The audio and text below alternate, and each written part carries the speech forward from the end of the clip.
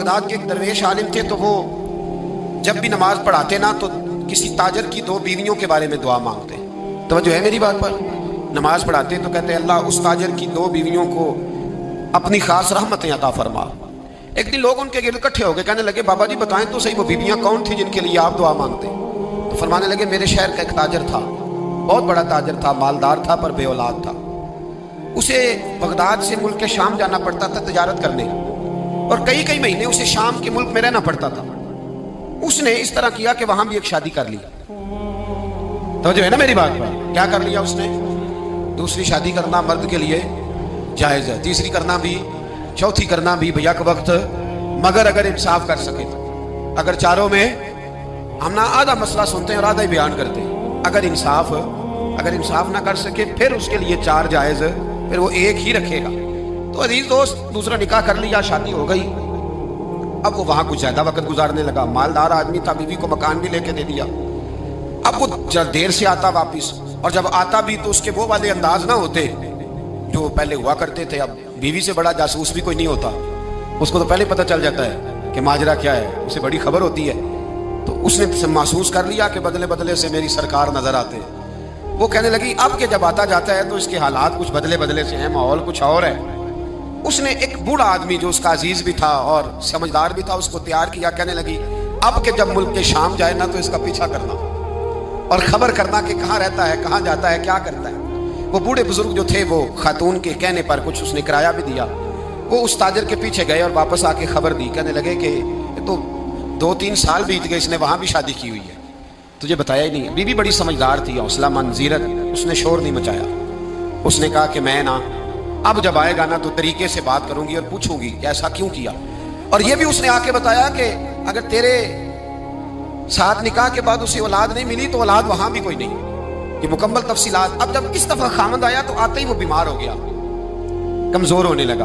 अब खातून ने मुनासिब नहीं समझा कि आते ही धड़ाम से मैं उसके सर पर ये फोड़ दूं कि तूने निकाह किया हुआ है और मुझे बताया नहीं। वो जरा तसल्ली में रही, कुछ वो बीमार था, हौसला रखा, खिदमत करती रही। कुछ दिन गुजरे तो वो ताजर इंतकाल कर गया, फौत हो गया। अब राज खुल ना सका, इद्दत गुजारी, और जब सारा माल जमा किया ना तो अशरफियों की बोरियां भर गई। सारा माल उस बीबी का, 4 बोरियों में अशरफियां, 4। यहां तो पेट का दोज़ख है, माज़अल्लाह भरता ही नहीं। हाल में मजीद। वो जो कहते थे ना कि बस बाहर चला जाऊं और बाहर मैं कुछ थोड़े से पैसे कमा के 2-3 साल में लौट आऊंगा, फिर यहाँ आके कोई कारोबार करूंगा, वो गए हैं तो वापिस नहीं आए। वो जो कहते थे ना बस मैंने इतना सा कारोबार करना है कि मकान बन जाए, उन्होंने 4 मकान भी बना लिए हैं, लेकिन ब्रेक हाल में मजीद की दौड़ है। अब 4 बोरियां उस औरत ने छुपाए रखी। कोई बंदा नहीं जानता बगदाद में कि मुल्क के शाम में ताजर की दूसरी बीवी भी है।